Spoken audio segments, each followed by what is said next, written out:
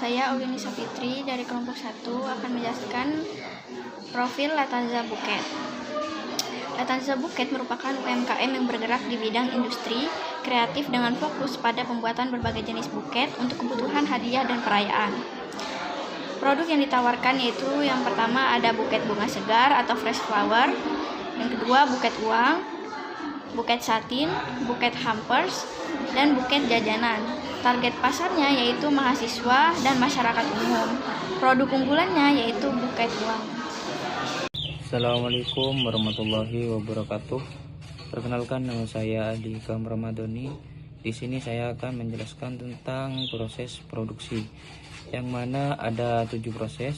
Yang pertama yaitu menerima pesanan. Menerima pesanan pelanggan melalui sosial media atau komunikasi langsung. Yang kedua, pencatatan spesifikasi produk. Mencatat detail pesanan seperti jenis buket, ukuran, warna, dekorasi, dan waktu penyelesaian. Yang ketiga, persiapan bahan baku. Menyiapkan serta memeriksa kualitas bahan yang akan digunakan dalam produksi. Yang keempat, proses perangkaian buket.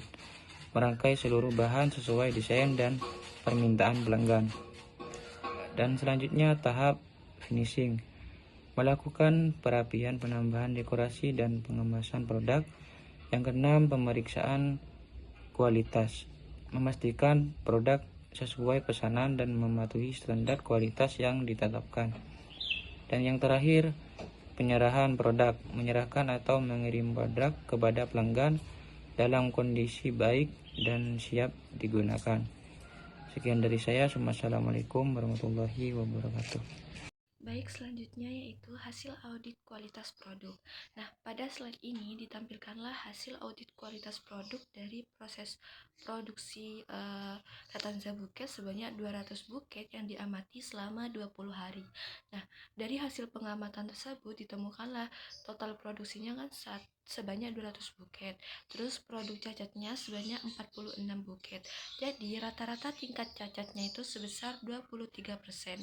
Artinya, dari seluruh produk yang dihasilkan, sekitar hampir seperempatnya itu masih mengalami cacat.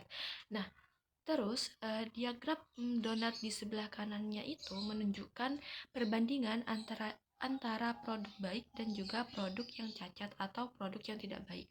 Nah, terlihat bahwa proporsi produk baik lebih besar, namun jumlah cacat masih cukup signifikan, sehingga perlu menjadi perhatian dalam proses produksinya.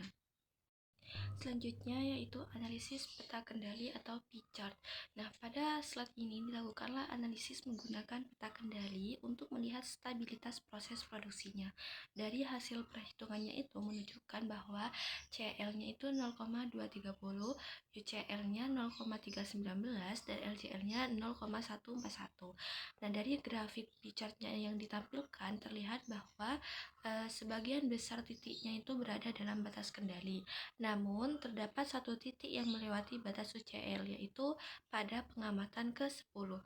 Nah, hal ini menunjukkan adanya penyebab khusus atau special cause variation yang membuat tingkat cacatnya itu meningkat pada periode tersebut.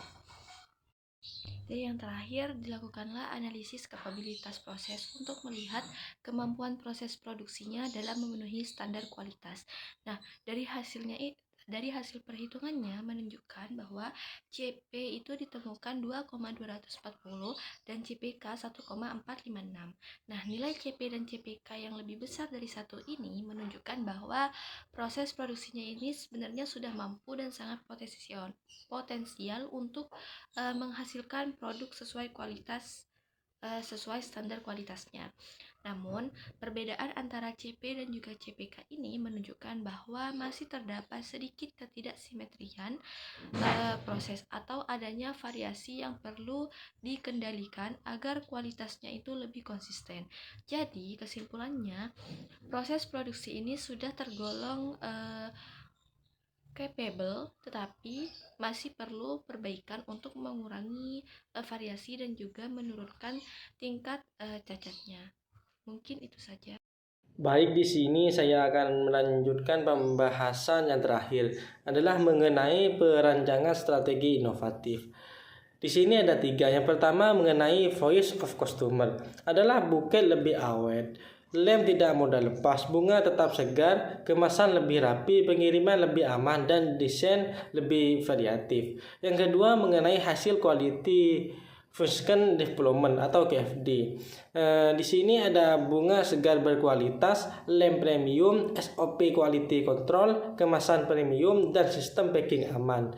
Dan yang ketiga mengenai inovasi yang diusulkan. Di sini ada 5. Yang pertama mengenai pengiriman sistem double adhesive pada rangkaian buket. Yang kedua fresh flower quality control.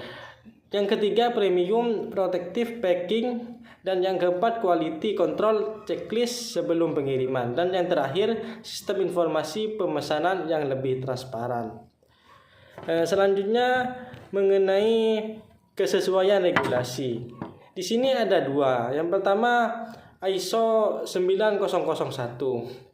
Ialah ada 3. Yang pertama mengenai fokus pelanggan adalah semua layanan dibuat demi memenuhi kebutuhan konsumen. Dan yang kedua pengendalian kualitas adalah pengecekan ketat agar produk yang dihasilkan tidak cacat.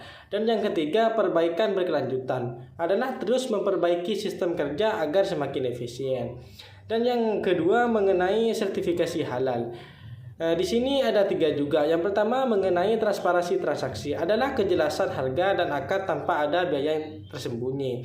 Dan yang kedua kejujuran pelayanan adalah memberikan informasi produk apa adanya tanpa penipuan. Dan yang terakhir kepuasan konsumen adalah memastikan pembeli ridho agar usaha berkah dan halal. Selanjutnya mengenai rekomendasi perbaikan. Di sini ada 6. Untuk cara memperbaikannya, yang pertama kita harus menggunakan lem berkualitas tinggi. Yang kedua memilih supplier bunga terbaik. Ketiga menyusun SOP produksi. Keempat pelatihan karyawan. Kelima quality control sebelum pengiriman. Dan yang keenam atau terakhir adalah transparansi sistem DP. Baik, cuma ini yang dapat saya sampaikan. Wassalamualaikum warahmatullahi wabarakatuh.